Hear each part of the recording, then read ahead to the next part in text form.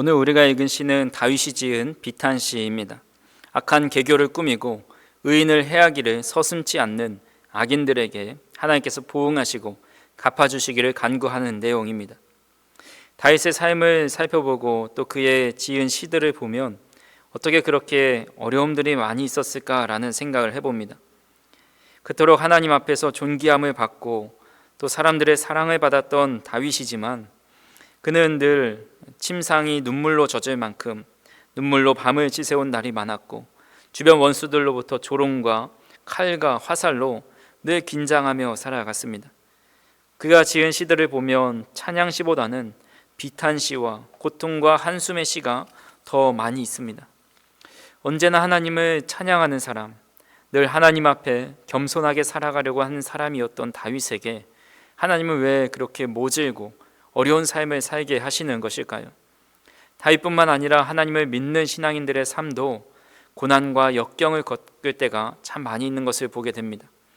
예수님의 제자들, 또 초대교회 성도들, 우리나라에 복음을 전하러 온 선교사님들, 그런 분들을 보면 하나같이 모진 고난과 어려움을 겪고 끝내 순교한 이들도 많이 있습니다.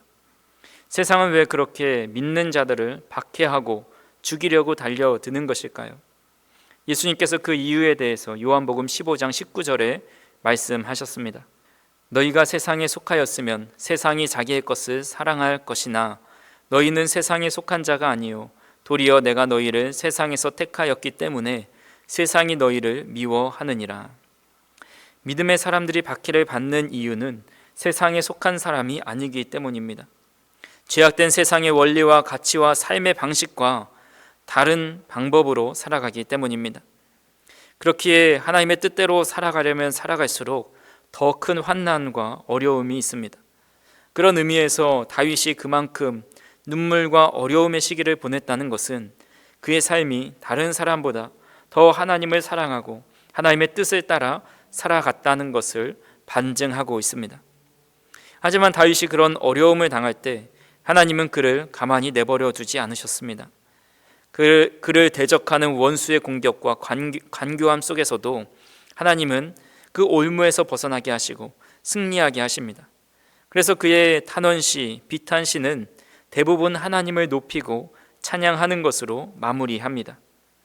오늘 우리가 읽은 시도 10절에 여호와로 말미암아 즐거워하며 마음이 정직한 자를 다 자랑하리로다 라고 주님을 높이면서 찬양하는 시로 마무리하고 있습니다.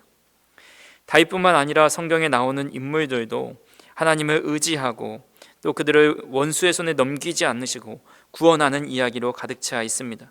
다니엘도 엘리야와 엘리사도 모르드게도 하나님을 의지하고 붙드는 자를 하나님께서 승리하게 해 주시고 구원해 주시는 이야기로 성경은 가득 차 있습니다.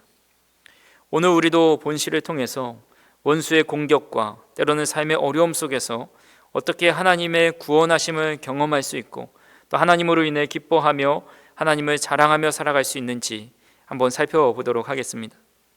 먼저 다윗의 원수들의 두 가지 특징이 있습니다. 3절 말씀에 보시면 그들이 칼같이 자기 혀를 연마하며 화살같이 독한 말로 겨누고, 첫 번째 악인의 특징은 그들이 하는 말입니다.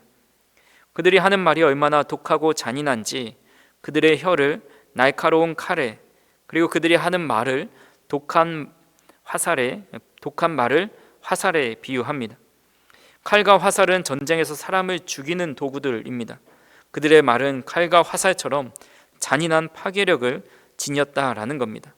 칼은 근거리에서 사용하는 무기로 즉각적이고 직접적인 상처를 입힙니다. 예를 들면 날카로운 비난이나 대놓고 조롱하는 말입니다. 화살은 멀리서 쏘는 무기입니다. 보이지 않는 거리에서도 피해를 주는 특징이 있습니다. 이는 뒤에서 하는 험담, 인터넷 악성 댓글, 소문 퍼뜨리기와 같다라고 할 수가 있습니다. 지난 수요일에 다룬 본문이지만 다윗은 사울에게 도망칠 때 마온이란 지역에 이르게 됩니다. 그곳에서 목축업을 하는 나발에게 자신들이 당신의 가축들을 지켜주었으니 먹을 것을 내어달라는 요구를 합니다. 그때 나발이 대놓고 다윗을 무시하는 발언을 합니다. 다윗이 누구냐? 이새의 아들은 누구냐? 요즘에 각기 주인에게서 억지로 떠나는 종이 많다. 사울에게서 떠난 종을 내가 알지 못하기 때문에 내 떡과 물과 잡은 고기를 그에게 한 점도 줄 수 없다라고 말을 합니다. 나발은 다윗을 알고 있었지만 다윗을 향해 이런 모독적인 말을 하자 다윗은 이전에 보이지 못했던 분노하는 모습을 보게 됩니다. 사울이 무고한 자신을 쫓아 잡아 죽이려 할 때 늘 평정심을 유지했습니다. 사울을 2번이나 죽일 기회가 있음에도 그를 살려줄 만큼 넉넉한 마음을 가지고 있었습니다. 하지만 나발이 하는 말이 다윗에게 칼로 찌르는 것 같이 깊은 상처를 남겼고 그는 크게 분노하여서 그를 죽이지 않으면 하나님이 내게 벌을 내리시길 원한다라고 말을 합니다. 다윗은 나발이 조롱하는 말, 무시하는 말을 듣고 큰 상처를 입고 이성을 잃어버린 겁니다. 판단력이 흐려진 겁니다. 다윗이 나발에게 양식을 요구할 수는 있지만 그것을 거절한다고 해서 군대를 이끌고 가서 그 사람들을 아침까지 한 명도 남겨놓지 않겠다, 다 죽여버리겠다 하는 것은 도적대나 하는 일이었습니다. 말의 위력이 이렇게 큽니다. 그 사람의 신앙을 무너뜨리고 판단력을 무너뜨리고 이성을 잃게 만듭니다. 야고보서 3장 5절에서 6절에 이렇게 경고합니다. 이와 같이 혀도 작은 지체로 돼 큰 것을 자랑하도다. 보라 얼마나 작은 불이 얼마나 많은 나무를 태우는가. 혀는 곧 불이요 불의의 세계라. 혀는 우리 지체 중에서 온 몸을 더럽히고 삶의 수레바퀴를 불사르나니 그 사르는 것이 지옥불에서 나느니라. 혀는 우리 몸의 아주 작은 신체 부위 중에 하나지만 혀를 통해서 온 몸이 더러워진다고 말씀합니다. 마치 작은 불이 큰 산을 태우는 것과 같습니다. 최근 우리나라 중부와 남부 지역에 일어났던 산불, 참 안타까운 소식이 전해졌습니다. 그때 약 4만 8천 헥타르의 산림이 소실되었다고 합니다. 헥타르가 얼마나 되는지 우리는 감을 잘 잡지는 못하지만 여의도 면적의 약 165배에 달한다고 합니다. 국제규격 축구장으로 따지면 약 67,230개에 달하는 면적이라고 합니다.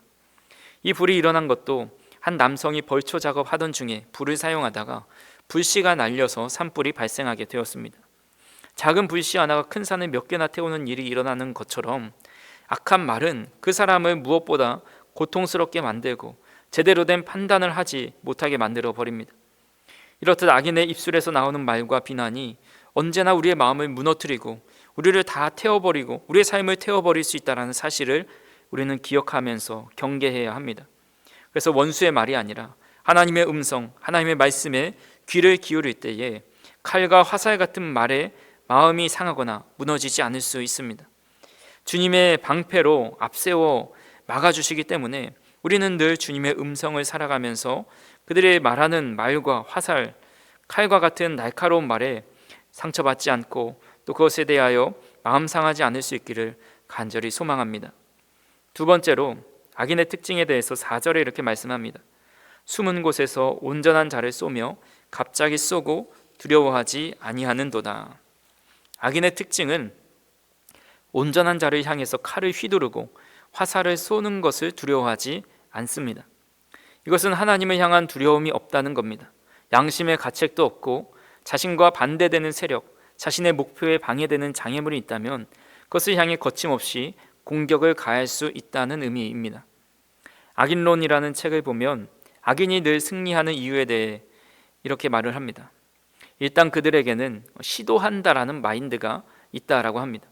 완벽해야 한다라는 스트레스에서 자유로워서 계속 시도하는 겁니다. 자신의 성공을 방해하고 자신과 적대적인 세력을 계속해서 공격하고 장애물을 제거합니다. 그 일을 하는데 거침이 없는 겁니다. 열왕기상 21장에 보면 아합이 나봇이 소유하고 있는 포도원을 보고 그 포도원이 너무 갖고 싶었습니다. 그래서 나봇에게 그 포도원을 달라고 이렇게 구입하겠다라고 하자 나봇은 그 포도원이 자신의 조상으로부터 받은 유산이기 때문에 팔 수 없다라고 말을 합니다. 이때 아합은 풀이 죽어 낙심하고 있습니다. 그때 그의 아내였던 이세벨이 아니 왕이 뭐 그런 걸로 낙심하고 풀이 죽어 있습니까? 제가 그 밭을 가져다 드리겠다라고 말을 합니다. 이세벨은 거짓 증인을 세워서 나봇에게 신성 모독 누명을 씌우고 돌로 쳐 죽입니다. 그리고 그 밭을 아합에게 가져다 줍니다. 이렇게 악한 일을 어떻게 행할 수 있을까? 우리는 작은 죄를 짓고도 가슴이 콩탕콩탕 뛰는데 그들은 하나님의 심판을 두려워하지 않고 그 일들을 서슴지 않습니다. 역사적으로 유대인을 대량 학살하고 2차 세계대전을 일으켰던 히틀러가 사람의 생명을 빼앗는 것에 두려움이 없었습니다. 소련의 스탈린도 정치적 반대자, 지식인, 군인 100만 명 이상을 처형시키고 강제 수용소에 노역을 시키며 고문하였습니다. 중국의 마쩌오둥도 무리한 정책으로 4,500만 명을 아사시키고 또 종교와 문화인 지식인을 탄압하였습니다. 공개 처형도 서슴지 않습니다. 우리 민족의 북한의 김정일도 그 일가를 보면 너무나도 악행을 저지르면서 자신의 이득만을 위해 불법을 저지르고 타인을 탄압하는데 전혀 거침이 없습니다. 이 외에도 자신이 가진 지위와 권력으로 갑질을 하고 주변에 약한 사람들을 괴롭게 하고 죽음에 이르게 하는 이들을 보면서 어떻게 저렇게 두려움이 없을까? 하나님을 두려워하지 않고 도덕적 양심을 잃어버린 사람들이 참 많이 있다는 것을 보게 됩니다. 즉 악인은 하나님을 두려워하지 않고 온전한 자를 상처 입히고 죽이는데 거침없이 행동합니다. 이런 악인들이 다윗을 향해 칼을 휘두르고 화살을 쏠 때 다윗은 어떤 심정이었는지 1절과 2절에 나와 있습니다. 하나님이여 내가 근심하는 소리를 들으시고 원수의 두려움에서 나의 생명을 보존하소서. 주는 악을 꾀하는 자들의 음모에서 나를 숨겨주시고 악을 행하는 자들의 소동에서 나를 감추어 주소서. 다윗은 원수로 인해 근심하고 두려워합니다. 다윗은 골리앗을 무찌른 용사이기 때문에 어떤 대적이 와도 두려움이 없는 사람이라 생각할 수가 있습니다. 하지만 그를 음해하고 조롱하는 칼과 화살 같은 말로 인해서 그는 전에 느껴보지 못한 두려움을 경험하고 있습니다. 누군가로부터 조롱하는 말, 비난하는 말, 원수의 여러 가지 공격을 받을 때 두려워하는 것은 자연스러운 일입니다. 두려움이라는 감정 자체를 느끼지 못한다면 담대한 사람이다라고 할 수 있지만 사실 그것은 두려움을 담당하는 감정기관이 제대로 작동하지 않는 것입니다. 그렇게 두려워하는 것 자체를 두려워해서는 안 됩니다. 힘들고 어려운 상황일 때 다윗도 또 불의 선지자 엘리야도 예수님의 수제자 베드로도 두려워하였습니다. 다만 그런 두려운 마음이 들 때 어떻게 하는지가 중요합니다. 다윗은 두려워할 때마다 하나님을 의지합니다. 시편 56편 3절과 4절입니다. 내가 두려워하는 날에는 내가 주를 의지하리이다. 내가 하나님을 의지하고 그 말씀을 찬송하올지라. 내가 하나님을 의지하였은즉 두려워하지 아니하리니 혈육을 가진 사람이 내게 어찌 하리이까. 시편 56편도 다윗이 사울에게 쫓기다가 가드왕 아기스 앞에서 정체가 찬론하게 되었을 때 두려워하며 지은 시입니다. 두려운 상황에 처했을 때 두려운 마음 자체가 잘못된 건 아닙니다. 다윗은 그런 두려운 마음이 들 때마다 하나님을 의지하였습니다. 하나님의 말씀으로 찬송하였습니다. 하나님을 의지하기 때문에 혈육을 가진 사람이 내게 어찌할 수 있으랴 하나님의 능력을 붙잡았습니다. 오늘 1절과 2절에서도 내 근심하는 소리를 들으시고 나의 생명을 보존하시고 음모에서 숨겨주시고 감추어 달라고 기도하며 하나님을 의지하고 있습니다. 자신을 죽이려고 칼을 휘두르고 화살을 쏘아대는 원수보다 더 위대하고 강하신 하나님께서 자신의 생명을 보존하고 숨겨주시고 감추어 주실 수 있는 분이다라는 것을 믿었기 때문입니다. 하나님을 그렇게 의지할 때에 하나님께서 어떻게 보호해 주시는지 7절과 8절에 이렇게 말씀하고 있습니다. 그러나 하나님이 그들을 쏘시리니 그들이 갑자기 화살에 상하리로다. 이러므로 그들이 엎드러지리니 그들의 혀가 그들을 해함이라. 그들을 보는 자가 다 머리를 흔들리로다. BC 1700년경에 함무라비 법전이 생겨났는데 총 282개 조항이 있습니다. 그 중에 196조에 만일 사람이 평민의 눈을 상하게 했을 때에는 그 사람의 눈도 상해져야 한다라고 기록합니다. 제200조에는 만일 사람이 평민의 이를 상하게 했을 때는 그 사람의 이도 상해져야 한다라는 조항이 있습니다. 이런 내용을 토대로 동해보복법이 생겨났고 눈에는 눈, 이에는 이라는 유명한 원칙도 생겨났습니다. 성경에도 비슷한 율법이 있습니다. 레위기 24장 19절에서 20절에 보면 사람이 만일 그의 이웃에게 상해를 입혔으면 그가 행한 대로 그에게 행할 것이니 상처에는 상처로 눈에는 눈으로 이에는 이로 갚을지라. 남에게 상해를 입힌 그대로 그에게 그렇게 할 것이며. 또 신명기 19장 21절에는 내 눈이 긍휼히 여기지 말라. 생명에는 생명으로 눈에는 눈으로 이에는 이로 손에는 손으로 발에는 발로이니라. 율법에서도 당한 만큼 돌려줄 것을 말씀합니다. 하지만 주님께서는 그런 자들에게 긍휼과 사랑을 실천하라 말씀합니다. 마태복음 5장 38절 이하에 보면 눈은 눈으로 이는 이로 갚으라 하였다는 것을 너희가 들었으나 나는 너희에게 이르노니 악한 자를 대적하지 말라. 누구든지 내 오른편 뺨을 치거든 왼편도 돌려대며 또 너를 고발하여 속옷을 가지고나 하는 자에게 겉옷까지도 가지게 하며 또 누구든지 너로 억지로 오리를 가게 하거든 그 사람과 심리를 동행하고. 주님은 원수까지 사랑하는 것을 요구하시면서 그들을 긍휼히 여기라고 말씀합니다. 근데 오늘 본문에서는 하나님께서 그들에게 동해보복법 그대로 행하시는 것을 보게 됩니다. 4절에서 기습적으로 악인들이 화살을 쏘았던 것처럼 하나님도 그들을 갑작스럽게 화살로 심판하십니다. 악인이 의인을 엎드러뜨리려고 했지만 이제 오히려 그들이 엎드려집니다.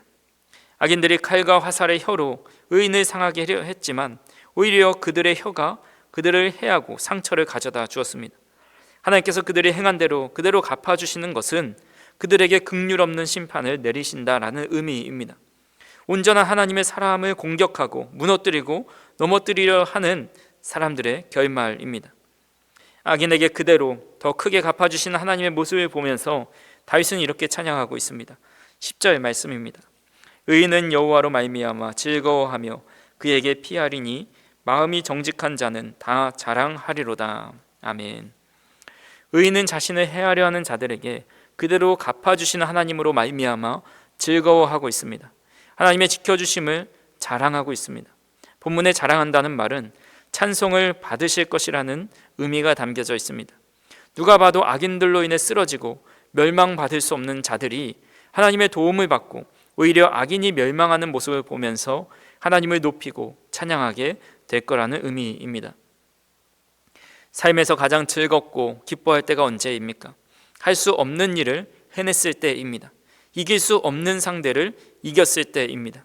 인생이 밑바닥을 살아갈 수밖에 없었던 사람이 하늘을 나는 인생이 되었을 때입니다. 시인은 악인들로부터 멸망당하고 죽임당할 수밖에 없는 자신의 인생을 승리하게 하신 하나님으로 인해서 즐거워하고 기뻐하고 있습니다.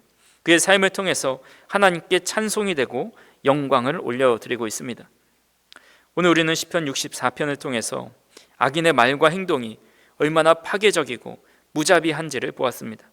하지만 그것보다 더 분명하게 본 것은 하나님의 응답하심과 보호하심과 지켜주심이 있다라는 겁니다. 다윗은 악인의 칼과 화살 앞에서 근심하며 두려워했지만 하나님께서 자신을 숨기시고 지키신다는 믿음을 가지고 간구하였고 하나님은 그 기도를 들으셔서 악인의 혀가 자신들을 스스로 해하게 하시고 의인은 하나님으로 인해 즐거워하고 자랑하게 하셨습니다. 우리도 악인의 모략과 음모, 삶 속의 억울함과 상처 앞에서 흔들리고 두려워할 때가 있습니다. 하지만 우리가 하나님의 말씀에 귀를 기울이고 우리의 근심과 두려움을 가지고 하나님께 나아간다면 하나님은 반드시 우리를 숨기시고 보호해 주십니다. 그리고 마침내 우리도 여호와로 말미암아 즐거워하며 그분을 자랑하는 삶을 살게 될 것입니다. 그러므로 지금 이 순간에도 두려움 가운데 있으신 분이 있다면, 악한 말에 상처받으신 분이 있다면, 억울함 속에서 눈물 흘리시는 분이 있다면 하나님께 피하시기를 바랍니다. 하나님이 갚아주시고 높여주시고 자랑하게 하실 것입니다. 또한 한 가지 분명히 기억해야 할 사실은 우리를 향해 칼을 휘두르고 화살을 쏘는 악인이 단연 사람뿐만이 아님을 알아야 합니다. 사단 마귀는 가장 날카로운 칼과 화살로 우리를 낙심하게 만들고 하나님과 멀어지게 만들려고 합니다. 주변 사람을 통해서 우리에게 상처를 주고 어려운 마음을 줍니다. 또한 우리 마음속에서 우리 스스로를 낙심하게 하고 자존감이 떨어지게 하고 주님을 멀리 떠나게 하는 마음이 들기도 합니다. 그렇게 두려움과 어려움이 찾아올 때마다 우리의 싸울 것은 혈과 육이 아니라 영적인 것이고 그 영적인 것은 늘 우리 주변의 사람들을 통해서 우리 마음 스스로를 통해서 약한 말로 또 칼과 화살과 같은 말로 우리를 쏘고 향하고 있다는 사실을 기억하시면서 그런 마음이 들 때마다 하나님께 기대고 하나님께 부르짖고 기도함으로 하나님께서 갚아주시고 높여주시고 자랑하게 하시는 은혜를 경험하는 저와 우리 성도님들이 되기를 주님의 이름으로 축원합니다.